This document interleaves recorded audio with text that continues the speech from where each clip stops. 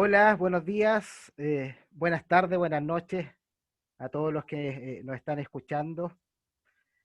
Ha llegado un día jueves más en donde vamos a desarrollar nuestra conversación, nuestras reflexiones en torno a un caso de incidente de seguridad de la información.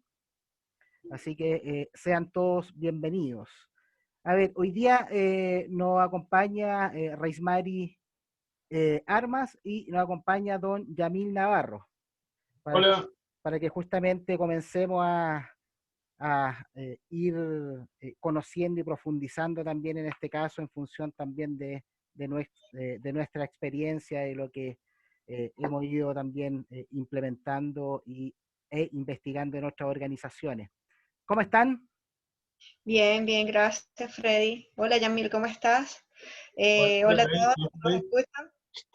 Sí, hoy tenemos el equipo reducido al 50%, pero igual, como siempre, aquí estamos, de una u otra forma, continuamos. Y adicionalmente, bueno, está la otra parte del equipo sosteniendo las otras actividades que tenemos como compromiso.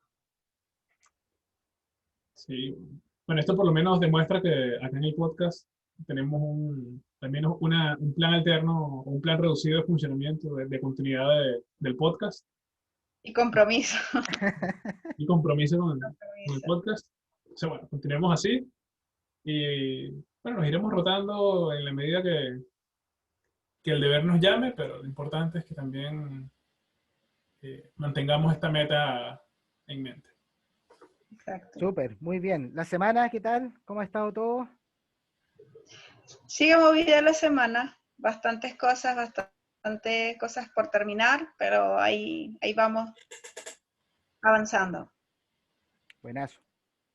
Esa es la Sí, idea. Bueno, una semana bien exigida en realidad, o toda esta semana han sido más o Sí, menos parecidas, pues. O sea, estamos terminando el año y al parecer todos quieren terminar con sus evaluaciones, sus diagnósticos, sus planes de mejora en temáticas de seguridad.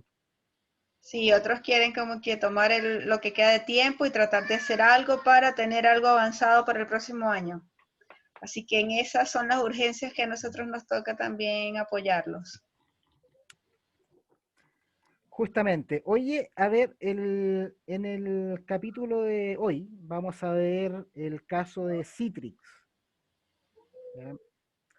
Eh, una compañía mundialmente conocida por las soluciones, en este caso, que entrega para apalancar fundamentalmente el trabajo remoto en las organizaciones. Por lo tanto, es una compañía que hoy día también eh, toma mucha relevancia el producto que tienen y cómo también ese producto lo han ido posicionando en el mercado. De hecho, es uno de los productos también más utilizados en el mercado, que no solamente lo utilizan o los han utilizado usuarios, sino que estamos hablando acá también de el mundo militar de ciertos países o ciertas naciones también los han estado utilizando este tipo de tecnología. Así que es un tremendo caso porque también tiene algunos temas interesantes por el lado de los datos que se dan en estos análisis, como en los análisis forenses, pero tiene una declaración formal, en este caso de parte de Citrix, y por otro lado hay una declaración informal, por decirlo de algún modo, de parte de una consultora, una empresa que se dedica a temáticas forenses, la cual indica que tiene ciertas pruebas de que lo que indica Citrix no fue tan así.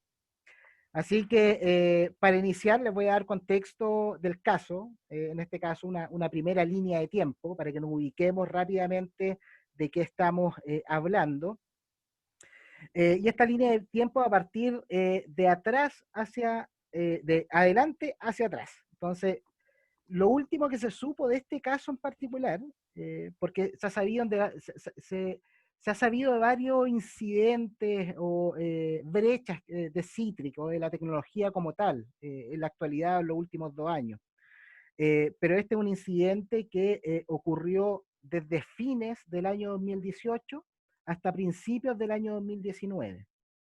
Y me quiero referir al último evento relacionado con este caso en particular. El último evento sucedió ahora en febrero del año 2020, en el cual se comenzaron a liberar las cartas eh, eh, hacia las personas que fueron afectadas por este incidente, con el fin de poder identificar, en este caso, cuáles fueron los daños, los impactos, y por otro lado también proponer un plan, en este caso, de remediación hacia cada una de las personas afectadas. Esta carta lo que indica, y que es la declaración en definitiva de Citrix, es que este incidente se produjo entre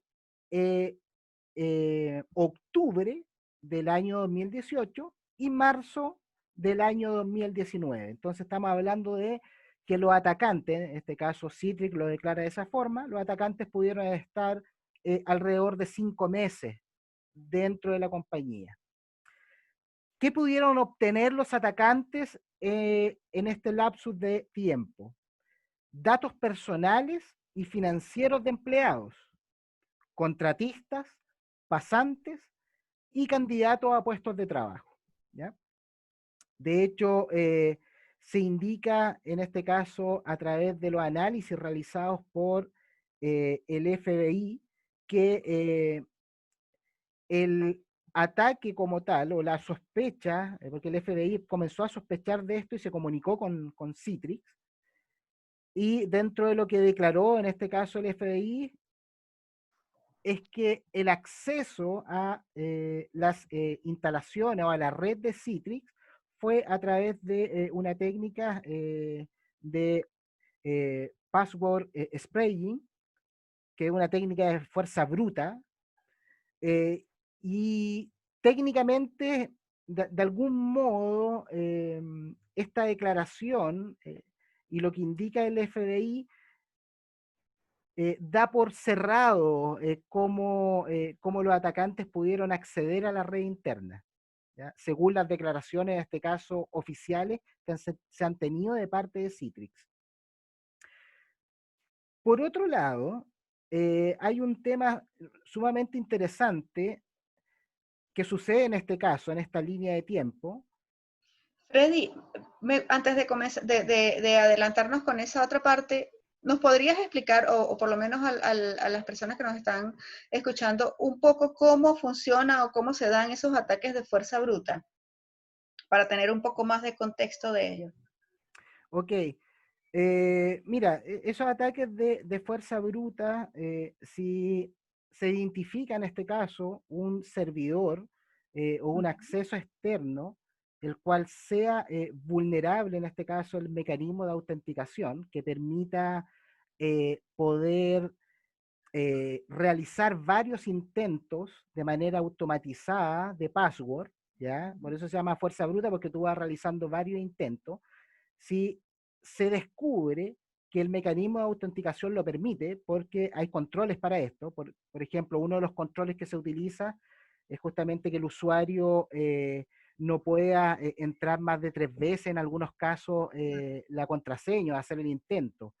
Si es que se equivocó, necesariamente se habilita una plataforma, una línea de contacto para que el usuario pueda recobrar su contraseña, que eso lo vemos hoy día que está automatizado en diferentes páginas.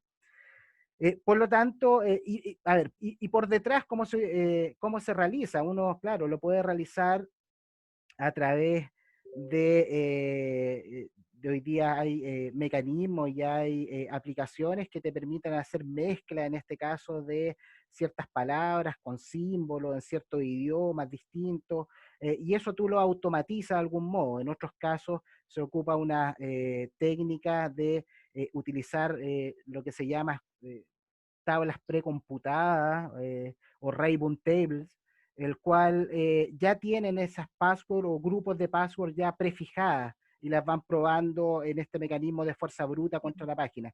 Por lo tanto, no es un mecanismo sofisticado en este caso de ataque. De hecho, la fuerza bruta, por eso se llama fuerza bruta. No es algo fino que se realice desde el punto de vista del atacante, pero justamente eso es lo que declara el FBI, que fue la técnica que detectaron de entrada, en este caso, a la organización. Gracias, Freddy. En diciembre de ese mismo año, recordemos que esto comenzó, Citrix declara que el incidente comenzó en octubre del año 2018, en diciembre de ese mismo año, la empresa ReSecurity les da un aviso, en este caso, a la gente de una empresa consultora, les da un aviso a la gente de Citrix que ellos estaban siendo vulnerados, ¿ya? O que tenía una vulnerabilidad. Eso es relevante en este caso porque lo que libera después en términos informativos ReSecurity, la empresa de consultoría, es una versión un tanto distinto de las declaraciones de Citrix. Ellos indican que Citrix fue atacado en este caso por un grupo o grupos de cibercriminales iraníes y que adicionalmente no habían pasado 5 meses dentro de la organización, sino que pasaron años. Estamos hablando de por lo menos unos 10 años dentro de la organización. Y por otro lado, que la cantidad de datos exfiltrada fue alrededor de 10 terabytes de datos, y ahí había de todo. Por No lo solamente tanto, declarado. correcto. Por lo tanto, estamos hablando de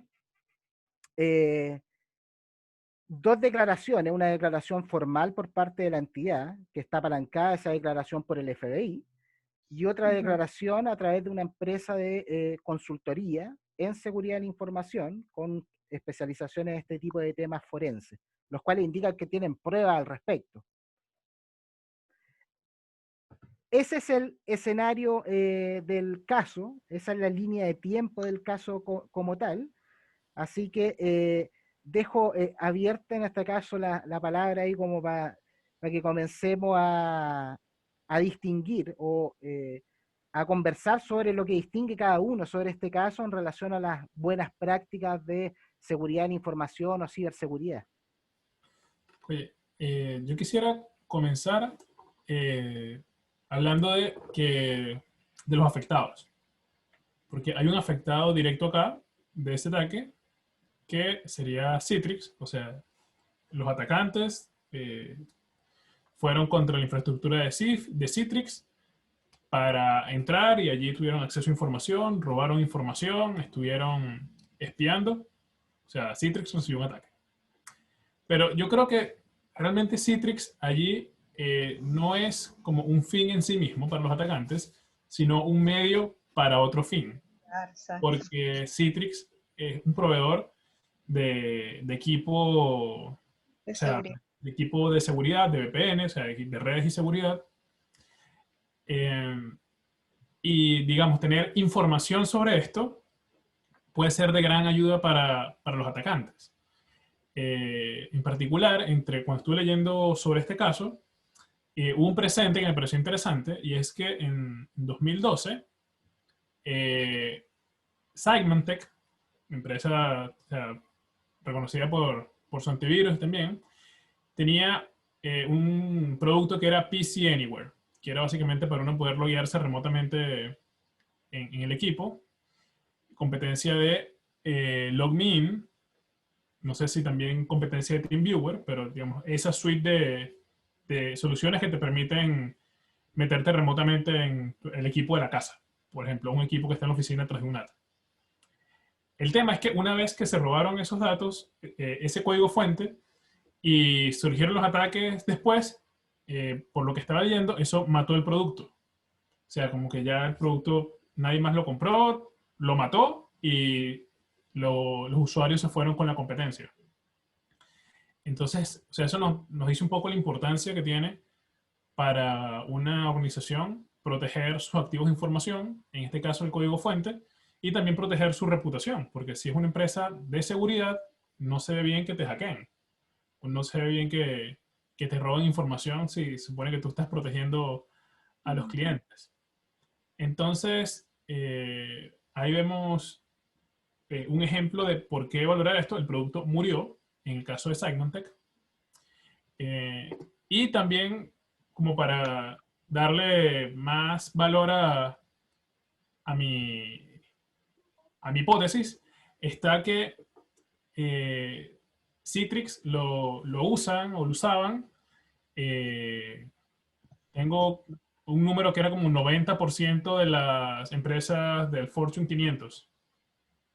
Entonces estamos hablando de empresas grandes, empresas que tienen portafolios de patentes interesantes, que pueden ser contratistas de seguridad, de defensa, que tienen grandes intereses industriales. O sea que allí hay una intersección entre defensa nacional,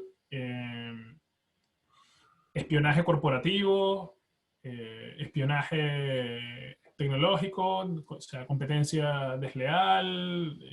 Hay toda una serie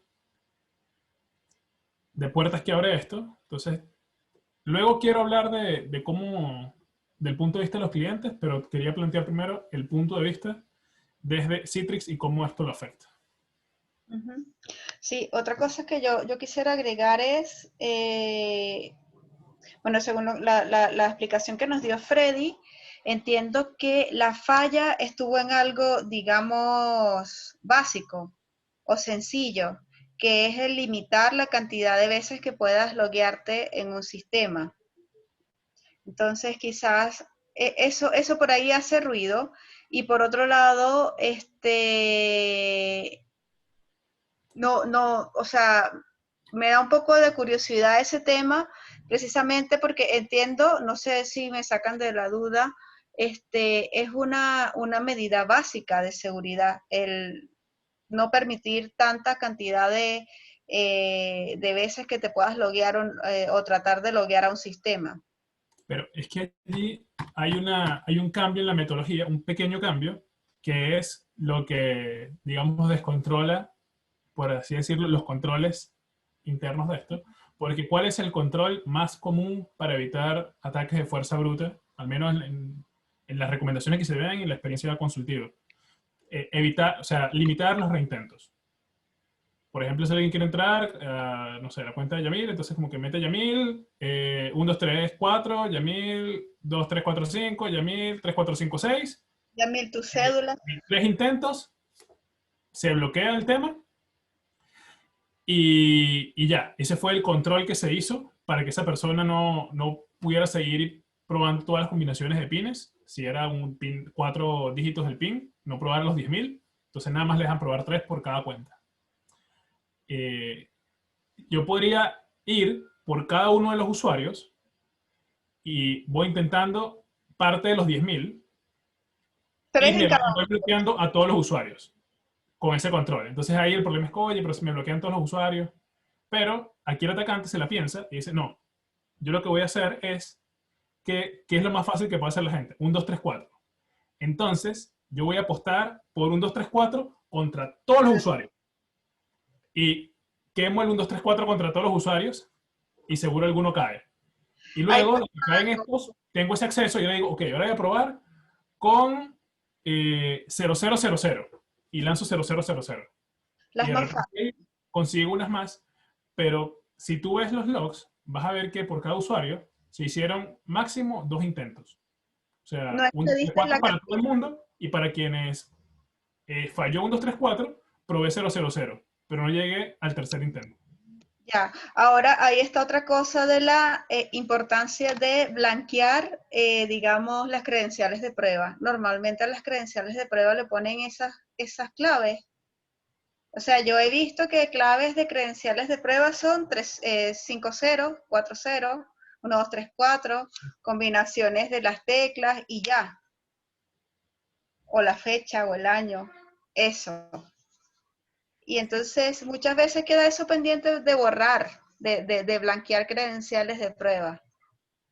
Es que por eso salen también otros controles, por ejemplo, bueno, que cuando tenemos clientes que tienen aplicaciones web o aplicaciones móviles, algunos de los controles que nosotros podemos sugerir para evitar tantos intentos, por lo menos usar CAPTCHA. Entonces ya independientemente de que yo esté usando credenciales distintas, por el CAPTCHA, después de ciertos intentos, puedo pedir, no, de aquí en adelante pide que resuelva un CAPTCHA. Entonces ahí freno la automatización. También se puede pedir que se usen ciertos tokens de identificación en las peticiones, de forma que haya que hacer primero una petición GET para poder hacer luego la petición POST. Entonces ahí también le resto velocidad al tema y tengo más visibilidad sobre peticiones extrañas. Ahí baneo por IP de origen, que igual puede ser con una botnet, podría ser burlada, pero algo es algo, o sea, ya por lo menos ahí voy ganando ciertas cosas. Y es la importancia de la defensa en profundidad, de ir aplicando muchas cosas, o sea, como que pones una muralla y encima de la muralla pones un cerco eléctrico y después de la muralla de cerco eléctrico está un perro bravo y después de eso pones un foso y después de eso una alarma y así vas complicándole la vida. Claro, Sí, entre esas. Ajá. Cuenta, sí, Freddy, sí. cuenta. No, para complementar lo de lo que está diciendo Yamil, claro, ahí lo que está por detrás es esto, que o el entendimiento de que los procesos de construcción de la seguridad o el ámbito de controles se construye por capas. Ahí va justamente relacionado con este concepto de defensa en profundidad. Y que básicamente es como hemos ido construyendo seguridad a lo largo de la historia, que si uno ve, por ejemplo, en la época medieval, cuando empiezan a aparecer estos grandes castillos, el castillo tiene esa lógica de tener diferentes capas y en el centro las joyas de la corona, en definitiva, o las zonas mayores de protección. Entonces, básicamente eso llevado a este tipo de ambiente. Entonces, para el tema de autenticación en particular, hay un concepto que no hay que dejar pasar, eh, que tiene que ver con los factores de autenticación. Entonces, cuando hablamos de factores de autenticación, se distinguen hoy 3 factores de autenticación, y en la medida que la organización incorpore o adicione una cantidad mayor de esos factores, su mecanismo de autenticación va a ser más robusto. ¿Cuáles son estos factores? El primer factor es poder basar, en este caso, la robustez de tu mecanismo de autenticación a través de algo que tú sabes.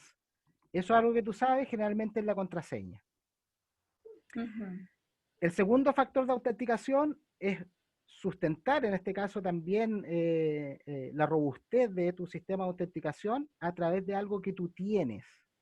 Y eso es algo que tú tienes, puede ser un token, una tarjeta magnética, etcétera. Es decir, algo que es externo, claro, la tarjeta de coordenadas, el Digipass, etcétera. Y el tercer factor de autenticación tiene que ver con algo que tú eres, y ahí responde específicamente a los mecanismos de biometría. Entonces, en los mecanismos de biometría, lo que conocemos que realmente son la lectura de la huella dactilar, pero también tenemos lectura del iris, tenemos lectura de las venas, lectura facial, tenemos lectura también de la forma de caminar, que se ha determinado que es única para cada persona en el mundo. Por lo tanto, ahí tenemos también varias medidas. En la medida de que nosotros apliquemos a este proceso de autenticación esta mayor cantidad de capas basado en estos mecanismos de autenticación, eventualmente nuestro proceso de autenticación va a ser más robusto. Eso quería decirlo como en términos de paréntesis para poder también complementar ese punto que indicaba Yamil. Perfecto. Otro de los controles también es el tiempo que puede permanecer ese factor activo, el segundo factor, por decirlo así, o el tiempo de caducidad de las contraseñas. Si hay alguna contraseña que no está siendo utilizada por mucho tiempo, pues ya esa se tendría que dejar o bloqueada o se eliminan y luego tienen que volver a solicitarlas, que vendrían siendo otro de los mecanismos para la gestión de credenciales, en este caso. Claro. Por ejemplo, sea, supongamos que yo sé que los usuarios se loguean siempre en un sistema eh, al iniciar la mañana, por un sistema corporativo. Entonces siempre se tienen que loguear ahí. Si no hubiese temas de que las contraseñas se caducan, o sea, yo igual podría ser un fuerza bruta a muy largo plazo. O sea, yo podría ir probando dos combinaciones diarias o una combinación diaria y apuesto a largo plazo de que, bueno, de esas 10.000 de repente van a ser 5.000. Si hago dos al día, son 600 al año. Bueno, unos 5 años, de repente un poquito más, puedo tener una contraseña. Que bueno, y bueno, pero 5 años es bastante. Bueno, pero si es el ejército de un país adversario, 5 años es un buen plazo para tener acceso al PIN de un general. Entonces, también hace falta estos controles en profundidad, porque, o sea, no podemos nada más echarle la culpa a los usuarios de que, es que los usuarios escogen contraseñas débiles. O sea, sí hay que concientizar a los usuarios, pero hay que concientizar y luego verificar. Hay que hacer auditorías de nuestros sistemas, de que en efecto no se estén usando contraseñas débiles, que es básicamente intentar hacer un fuerza bruta internamente o corriendo contra la tabla de hash interna de las aplicaciones críticas y ver si en efecto hay alguien que esté usando 1, 2, 3 o te quiero mi amor o cualquier otra contraseña que sea muy común. Porque el tema es que, por lo menos, por un estudio que hizo una agencia de seguridad, de ciberseguridad nacional en Reino Unido, hablaba de que en organizaciones que ellos revisaron, de todas las passwords comunes que hay, o sea, si tú las tabulas por las más comunes, entonces tienes como que de la más común a la menos común. Entonces, de esas passwords, 75% de las empresas que ellos estuvieron revisando tenían alguna cuenta, al menos una cuenta con al menos una contraseña que estaba en el top 1000 más común. Y probar 1000 intentos no es tanto. Y 87% de las organizaciones tenían alguna cuenta con alguna contraseña dentro del top 10.000.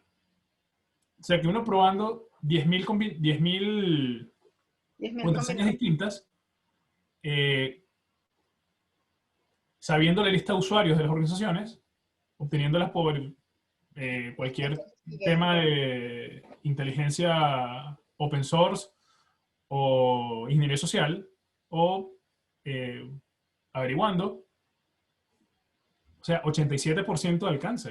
Ese es el alcance con el que estamos lidiando. No es menor el tema que están mencionando, Yamil, porque, bueno, a mí la pregunta que me surge es, bueno, si sabemos eso, ¿qué estamos haciendo para poderlo modificar? Porque claro, por un lado, hay una clara exigencia de algún modo de parte de los reguladores o de parte de las casas matriz en algún momento de la empresa o dependiendo de, esto también puede ser visto como una barrera de negocio para algunas instituciones, de poder implementar estas buenas prácticas. O sea, como indicaba Reis, estamos hablando también de temáticas más básicas, ¿ya? Al parecer. Pero por otro lado, yo igual me coloco ahí con la camiseta de Citrix y digo, bueno, hoy día las personas que estaban a cargo de este tipo de temas, yo me pongo en la posición o inicio mi reflexión desde considerar que ellos construyeron seguridad en función de todos los mecanismos que actualmente se tienen disponibles. Entonces, ¿qué es lo que pasó ahí? ¿O qué es lo que está pasando que no estamos visualizando eh, para que pueda suceder una situación de este estilo, teniendo estos antecedentes, no solamente de la brecha, sino que eh, la selección, en este caso, de password por parte de las personas? Y ahí yo veo dos temas. Un tema, claro, que va por el lado de la organización, es decir, ¿qué depende de la organización? ¿Qué depende de mí como organización? Porque en realidad el contexto no depende de mí, el contexto se va dando. Entonces la organización tiene que navegar en ese contexto. Tiene que ser lo más dinámico posible, lo más plástico posible, lo más adaptativo posible. Y en cuanto a eso, ¿qué es lo que uno puede hacer? Uno se basa en la buena práctica hoy día. Entonces necesariamente va a ciertas buenas prácticas que te arroja en este caso el mercado. Y en relación a esas buenas prácticas, lo que uno ve cuando evalúa marcos de referencia, uno ve marcos de referencia que están muy apuntados hacia el control, viendo el control de una manera segmentada, de una manera independiente, y hay otros que están enfocados al control, pero tienen una lógica de evaluación de esos controles en un contexto. Por lo tanto, desde ahí surgen informes más relacionados o salidas más relacionados a estimaciones de madurez de la organización. Y tenemos estos dos ámbitos, en este caso de marco de referencia, que estamos utilizando para poder construir seguridad. Y vemos esta situación, que no es una situación nueva, esto que ocurre en Citrix, que ha ocurrido en otras organizaciones, y nos preguntamos, bueno, ¿qué es lo que estamos no haciendo tan bien? Y en ese escenario, lo que surge es justamente la primera condición que hoy día, al parecer, no podemos proteger todo. Y eso es una condición de base. Y no lo podemos proteger en un escenario sumamente asimétrico, en el cual tenemos vulnerabilidad y ataques que se vienen dando a diario. Y de hecho, hoy día, en el escenario actual, en el tiempo histórico que estamos viviendo, no ha habido más, no hay un escenario peor en temáticas de crecimiento de vulnerabilidad y brecha, y por otro lado, no hay un escenario mejor en temáticas de inversión en seguridad de parte de las empresas. Y seguimos teniendo estas mismas problemáticas. Entonces, cuando uno empieza a analizar estos casos, en el entendido que no todo es crítico, hay un tema al parecer con la criticidad que no está siendo bien entendido. Es decir, sabemos que hoy día vamos a ser atacados, pero en ese escenario que vamos a ser atacados, si llegan a atacar, los impactos debiesen ser mínimos, o debiesen estar controlados, o debiésemos tener un plan para seguir operando. Ya, una gestión preventiva. Claro, pero eso tiene que ver con la determinación de qué es lo crítico. Hoy día no sabemos cuál es el escenario, en este caso de Citrix, el escenario tecnológico, el escenario de exposición.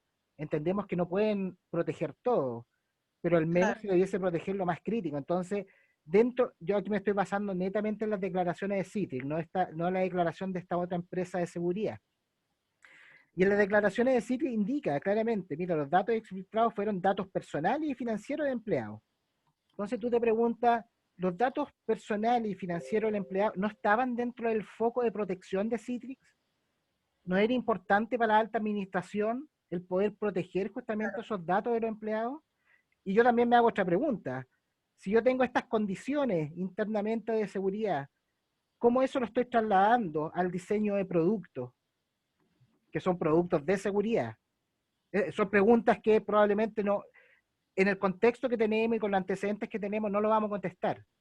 Pero son preguntas que justamente debiésemos también nosotros reflexionar al respecto y hacernos esa pregunta internamente. ¿Estamos protegiendo o tenemos visualizado la tecnología que está relacionada con aquellos activos más críticos, con aquellas personas más críticas, con aquellos procesos más críticos, con aquello que sustenta el negocio, con aquello que llamamos la cadena de valor del negocio? Exacto. Y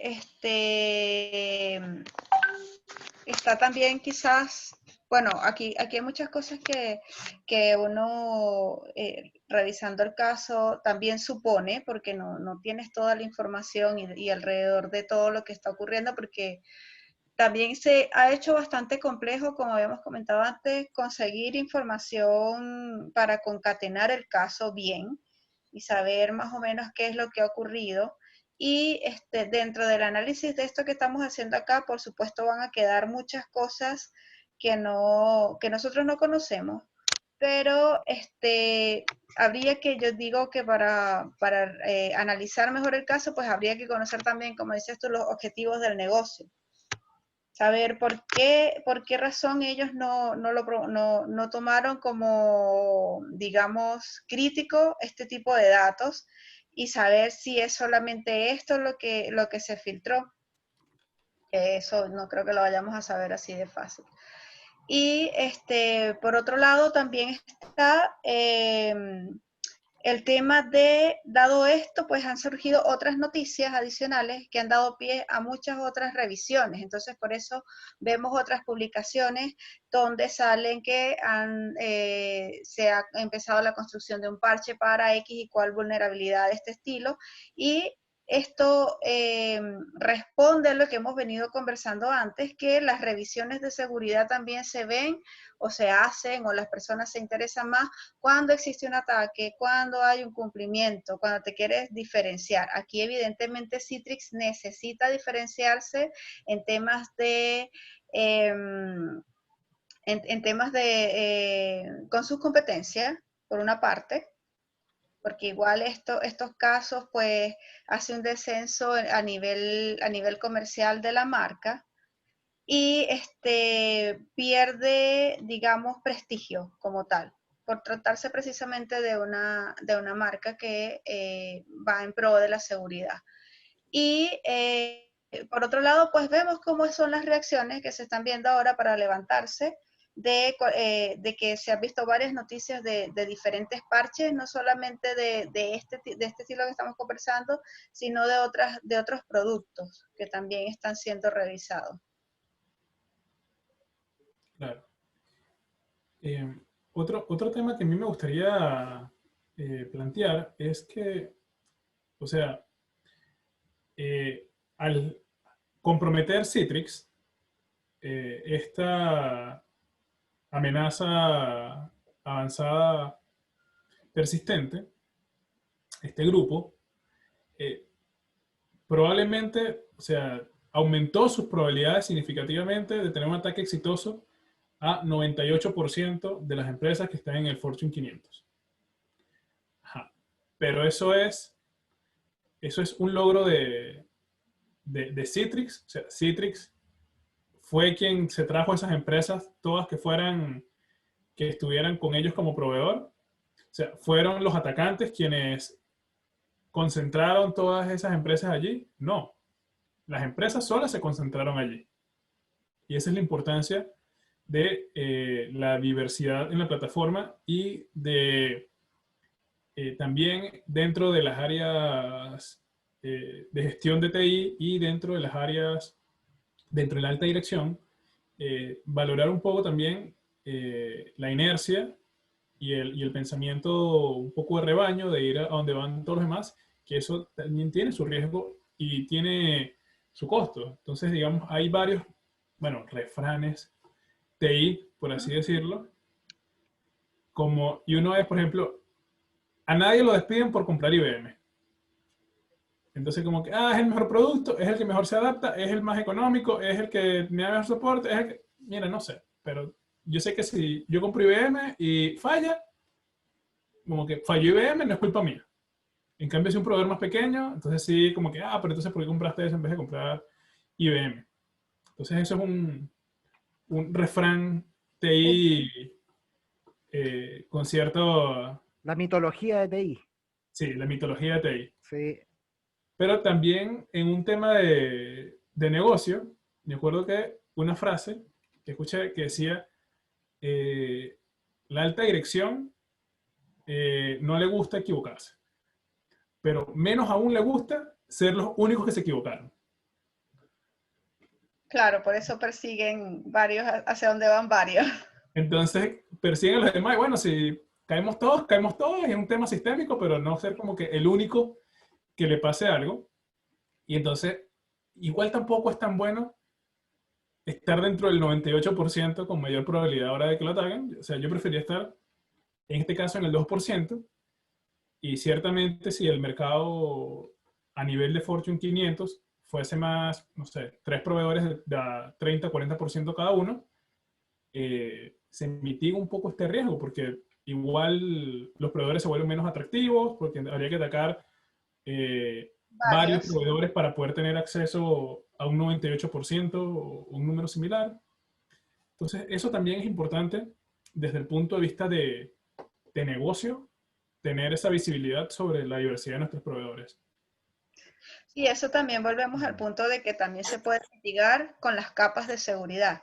Si tú compraste un equipo y que en este momento está presentando un fallo porque tiene, no sé, hay un problema con el parche, hay un problema con una brecha, vulnerabilidad que lo está afectando, pero si tienes otra, digamos, otra defensa, pues te va a permitir contener esa falla que está ahí o esa posibilidad de que existan, digamos, ataques. Porque si no lo detiene el ataque, o sea, si el ataque no es detenido por ese, digamos, elemento de infraestructura que está teniendo ese inconveniente, pues va a ser detenido por otra capa.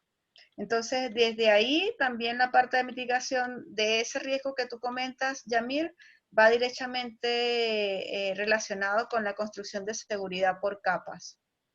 Sí, lo que me surge ahí de lo que comenta Yamil y lo que comentas tú, Reis, eh, va más relacionado más que por el lado de la protección por capas, que sin duda lo encuentro que es la forma de poderlo hacer actualmente, o es uno de los métodos que hemos venido utilizando ya desde, yo diría, los años 90, o la aparición del libro naranja, que dio paso, eran como los primeros instructivos en este caso para poder construir seguridad.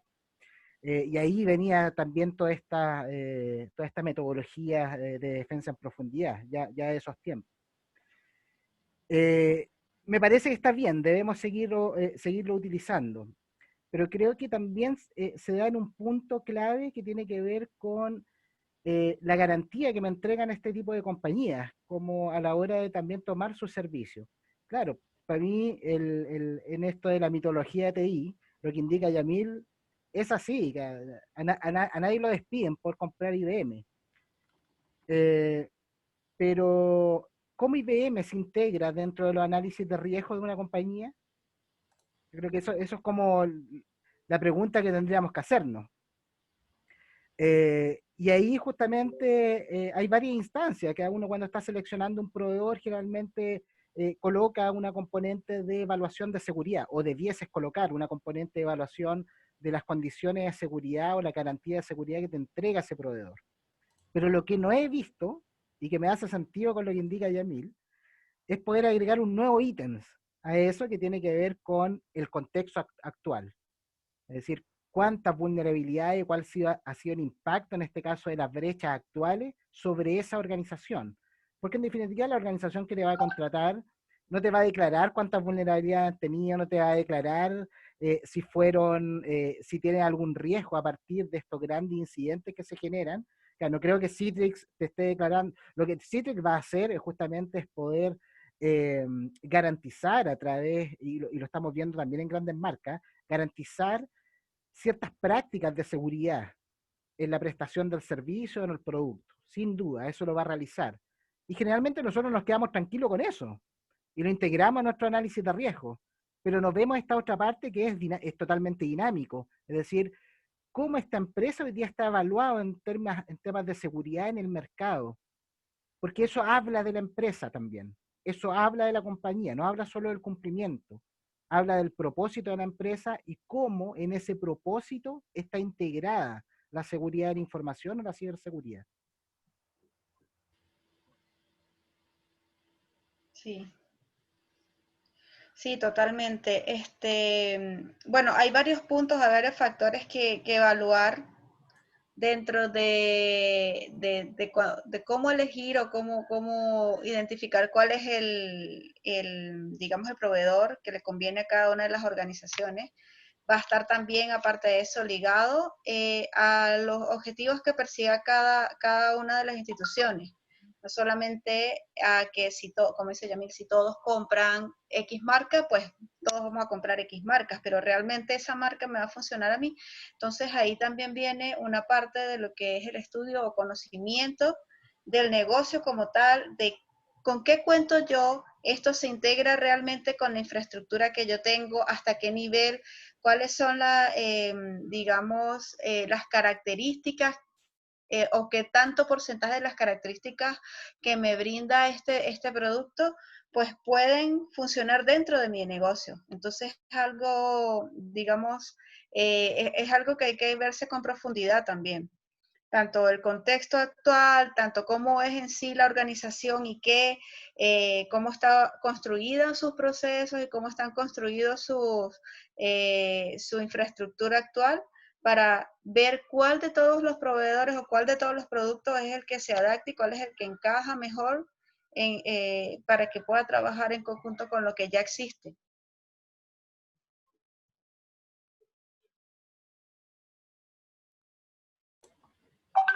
Claro, pero, a mí me parece que este caso en general, yo creo que debiésemos ir concluyendo, debiésemos ir cerrando ahí para que vayan pensando también cada uno ahí sus conclusiones, pero este caso en términos generales a mí me parece que eh, hay un tremendo riesgo en este caso, o responsabilidad también, o aún una mayor responsabilidad para estas empresas que hoy día entregan servicios, en este caso, o productos de seguridad.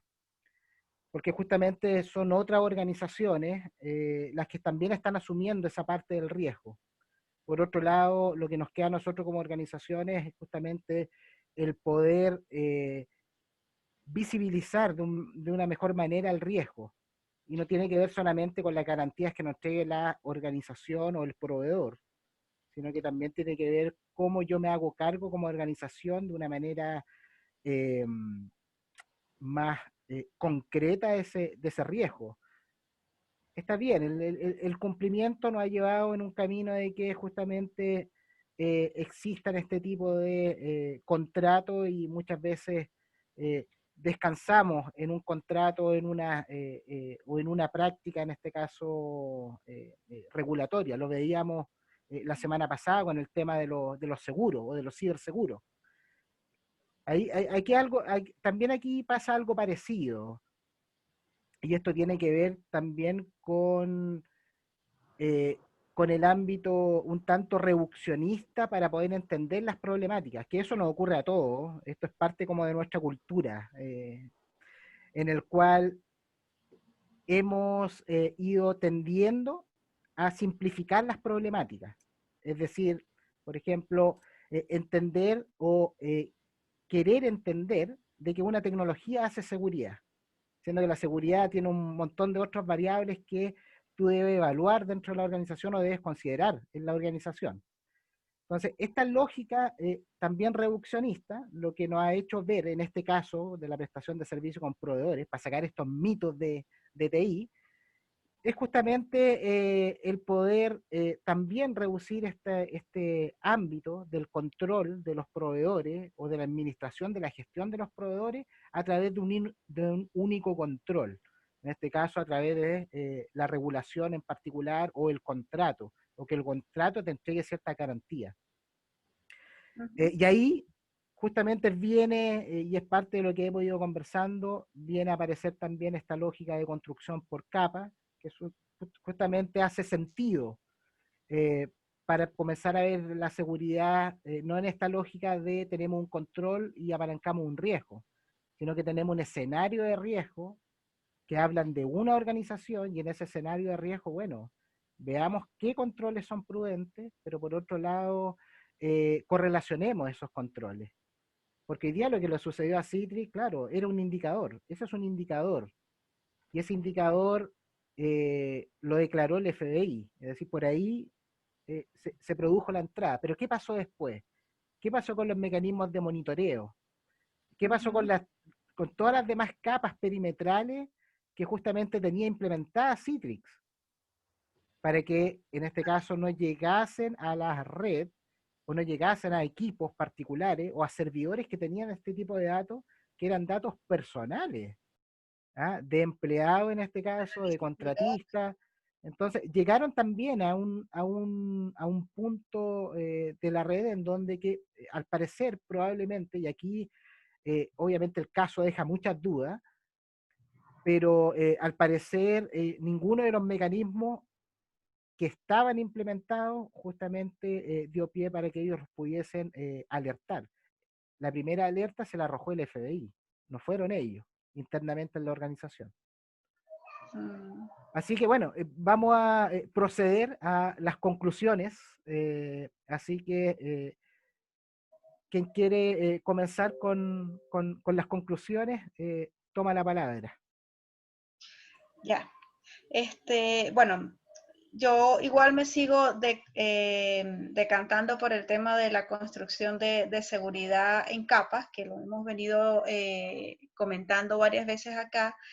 Eso por una parte. Y por otra parte, nunca dejar de ver o nunca dejar por fuera los mecanismos más sencillos que puedan apalancar la seguridad. Eso en combinación con los procesos, con el monitoreo constante, que ya lo hemos venido trabajando en varias ocasiones o en varios casos que hemos revisado, pero aparte de todo lo que hemos conversado a nivel de equipos y de productos como tal, de cajas, de qué puede estar pasando, yo creo que aquí cabe bastante mencionar los procesos. ¿Por qué no se detectó en algún punto a nivel de procesos que había una falla? ¿Y por qué esto pasó tanto tiempo? Entonces, quizás tenga que ver con una revisión periódica de los controles, que también eso pasa por los procesos que se tengan establecidos en cuanto a las auditorías internas o los diagnósticos de cómo está funcionando nuestros procesos. Entonces yo creo que viene siendo parte de dos puntos importantes, que vendría siendo la construcción en capas de seguridad y la combinación de el constante monitoreo y la revisión del funcionamiento de los procesos. Tal cual. O sea, yo ya, bueno, defensa en profundidad, ya lo hablamos. O sea, lo que le quiero dejar a los oyentes es no se queden con el control más común, no consideren solo al proveedor más común, o sea, vean un poco realmente cuáles son todas las opciones que hay, porque si nos ponemos como que, para chequear aquí la seguridad de la contraseña, pongo que sean de largo 8 y que tenga que tener letra y número. Bueno, pero entonces la persona escribe, no sé, QWERTY 1, 2, 3, 4 y pasó ese control. Entonces, veamos, concienticemos a los usuarios. Pongamos, como no, los límites de intento de una misma cuenta, pero también los límites desde la máquina de origen. Comprobemos si hay contraseñas débiles dentro del sistema haciendo auditorías de los hash de las contraseñas. Implementemos autenticación multifactor. Monitoreemos los intentos de autenticación. Monitoreemos por indicadores de compromiso, o sea, por tráfico sospechoso, por peticiones raras o tráfico que no parece tener sentido. Monitoreemos las cuentas activas, que no se estén creando cuentas que no deberían crearse, que no se estén reactivando cuentas que no deberían reactivarse, que no queden cuentas disponibles que deberían estar desactivadas porque la persona ya se fue o está de vacaciones o cambió de responsabilidades.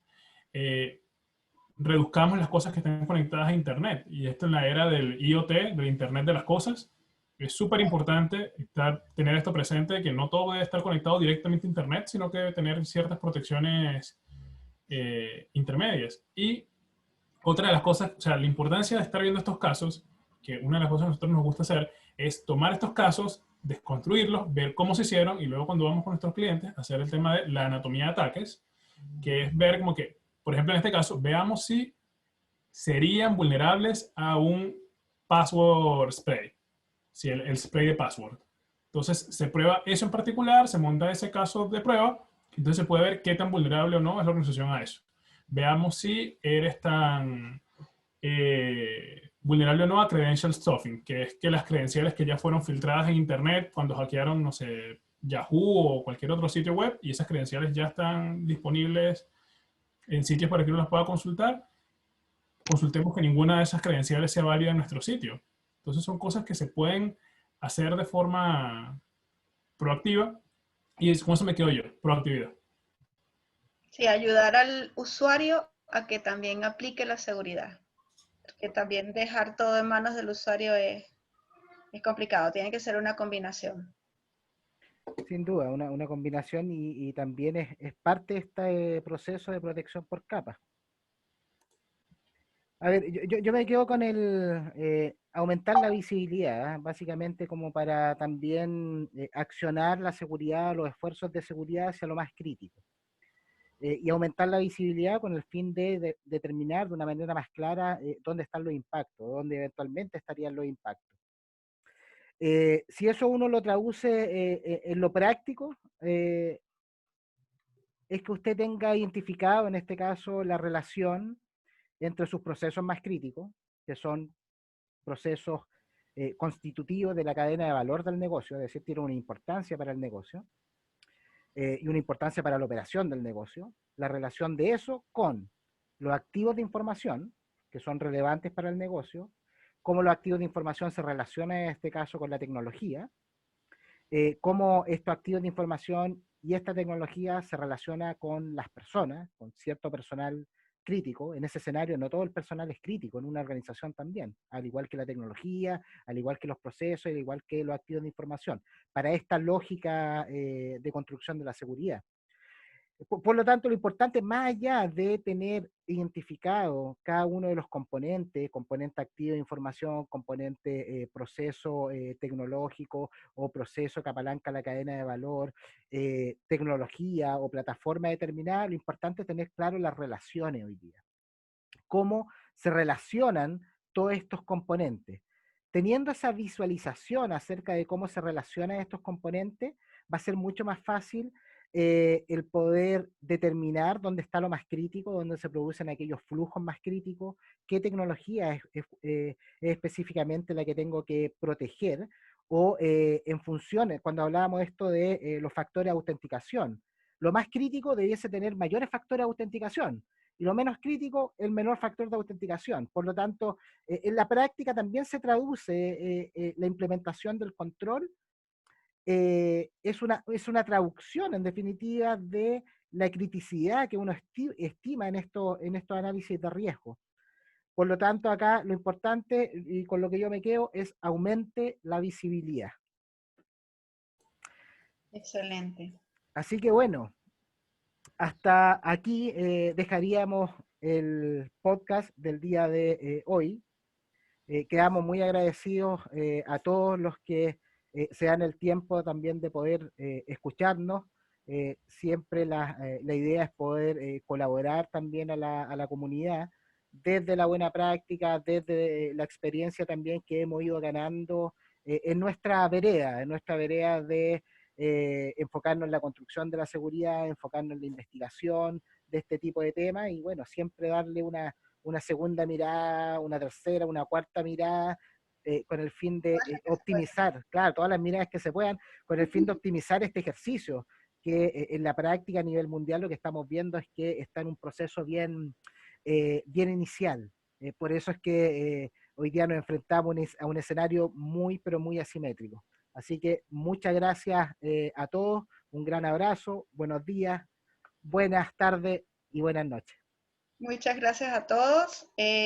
No olviden comentarnos qué otro tema les gustaría escuchar, que revisemos acá o que estudiemos acá con el equipo.